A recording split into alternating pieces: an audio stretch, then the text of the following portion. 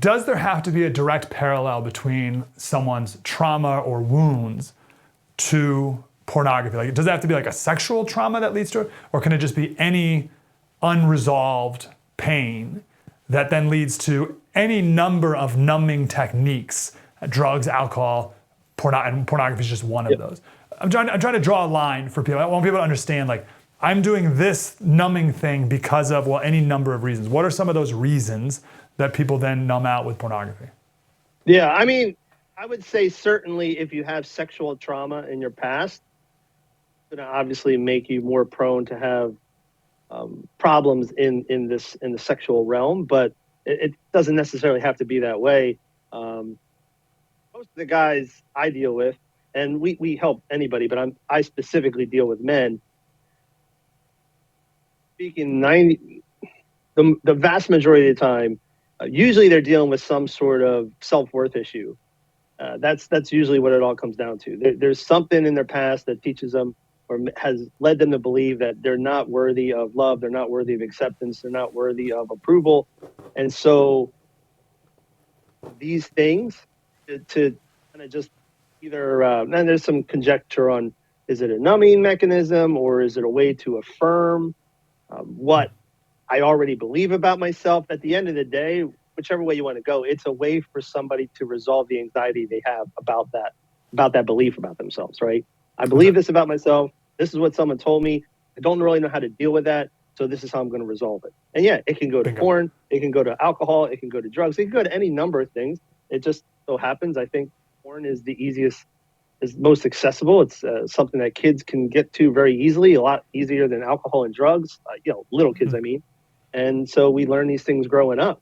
And I mean, that was my story. I started looking at porn. Well, there wasn't much porn back then. I had to be more creative about my outlets, but I started looking up nude pictures, put it that way. It was 12 and 13 because I didn't know how to deal with certain things. And my brain said, hey, that looks good. You like this, let's keep going. It's clearly a powerful thing because I think almost every man can remember the first moment he saw a pornographic image. Like it's like that moment is seared in a man's memory, which says how powerful, that important that moment is. To someone who feels like they don't have that self-worth that you spoke of, two-part question. What are some things, based on the people you've dealt with, you've worked with, that have led to that feeling of not having self-worth? And then what does pornography tell that person? Well, I mean, majority of the time it's usually family structures or systems where you grow up. And a lot of times it's not even, hey, oh, it's a self-worth issue and it's your parents. It almost sounds like malicious. They did it to try to hurt you. And that's not even the case. No. It's just sometimes our parents put upon us expectations that we can't live up to, right? They add labels to us, and that he's the smart kid, oh he's the dumb kid, oh he's the athletic kid, and so we have these expectations we have to live up to, and then when we can't live up to them, we're in the back of our mind we're thinking, gosh, if I can't meet my parents' demands here, they're going to probably withhold some love from me, and sometimes that actually happens, maybe not intentionally, but it can happen. So a lot of times it's homes. But it can be your friends. It can be trauma later in life. It could be your spouse. It all depends. But usually it's the people closest to it, right? I rely on these people.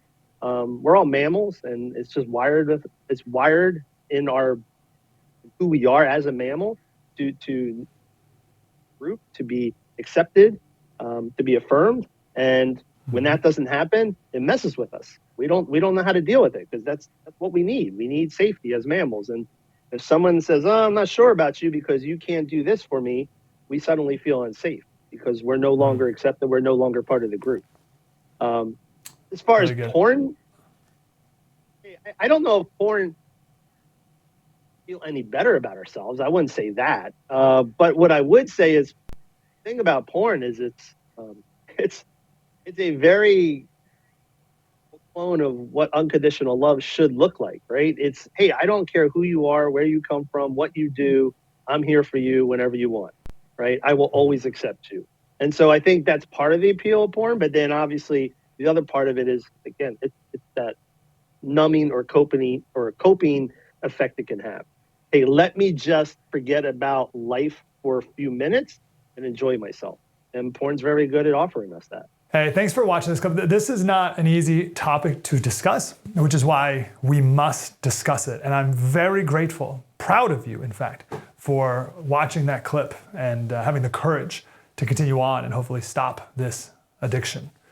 You can watch the rest of this special on thefirsttv.com/support.